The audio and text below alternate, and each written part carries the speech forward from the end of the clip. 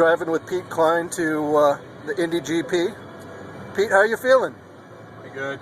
Pretty good. We had thought it gave me a cold this week, but I think, here, let me turn up the radio some more. I can't hear you. The music's too loud. No, we had as I swerved the car around, we had did all right week. We got some rest. We're ready to go. We're going to do okay this weekend coming up. You know what keeps America? You know what keeps America moving? Truckers. That's what keeps America moving. Right there. So we're feeling good. We got 84 laps in at the test a week ago, a little less than a week ago, and I think we got some plans with our crew chief Aaron Bagwell to hopefully drop our times even more. So we know where we need to be at. We just got to get there. How does it feel to be racing in front of 60,000 people?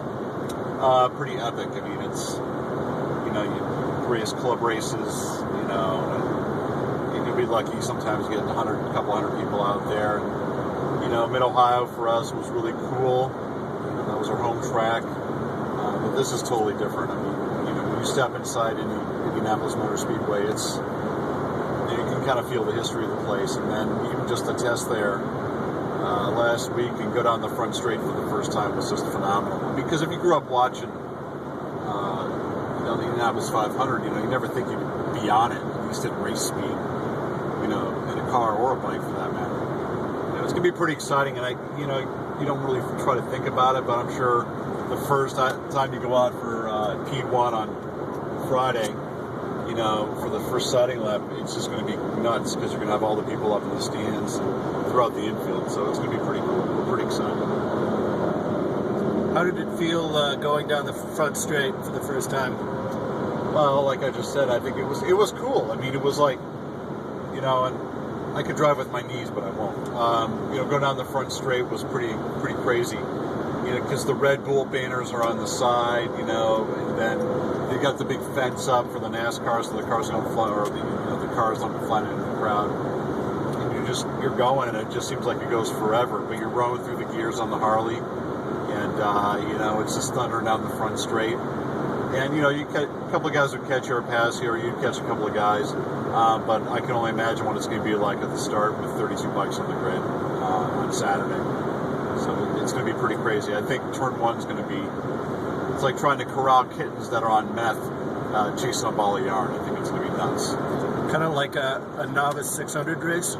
Yeah, you could say that it's pretty much going to be the meat grinder. I mean, we had a lot of guys that were stacked up in the 204, 203, the 205 area with their lap times. And, hopefully we can make it down there. We were stuck at 11:49, which isn't great, but it's a start. And, Aaron's got some plans for us, and hopefully we can get it down to that, 206 and make the cutoff. And it's game on. We're just going to go out there and just leave nothing on the table.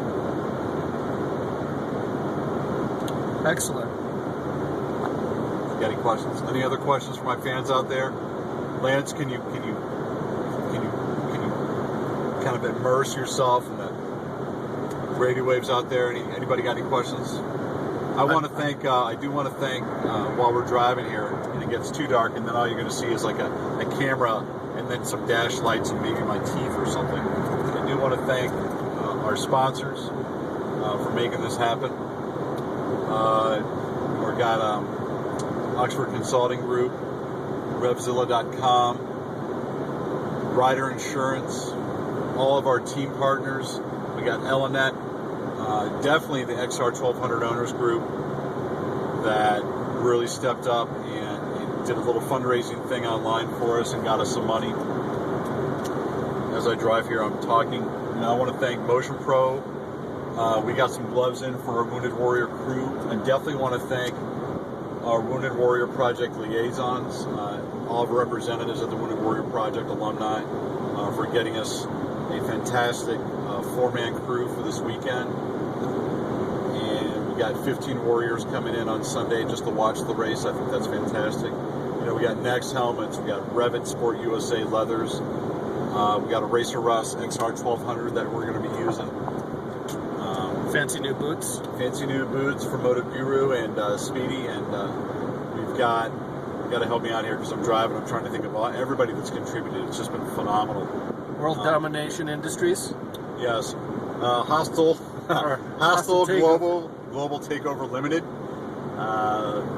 We want to thank those guys at their corporate office for their charitable contribution to the team this weekend, and really everybody, all the club racers that we've raced against, everybody in WERA, CCS, the race officials, that really kind of help you out and move you along, and this is a great opportunity not only for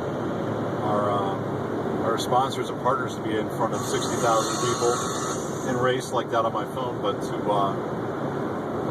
for the Wounded Warrior Project, and to show value for the Wounded Warriors. I mean, these guys are stoked. We had one out Saturday for the test, and he thought it was the cat's meow, and if I could say that. And he has no idea what it's going to be like on race day. It's just going to be off the chain, and we're very appreciative for their service to our country, and we just want to show them the best time possible. So if you're out at the event and you see this, I don't know when we're going to post it, definitely thank them for their service to our country. I mean, that's the least they deserve right now. So we want to thank them as much as possible.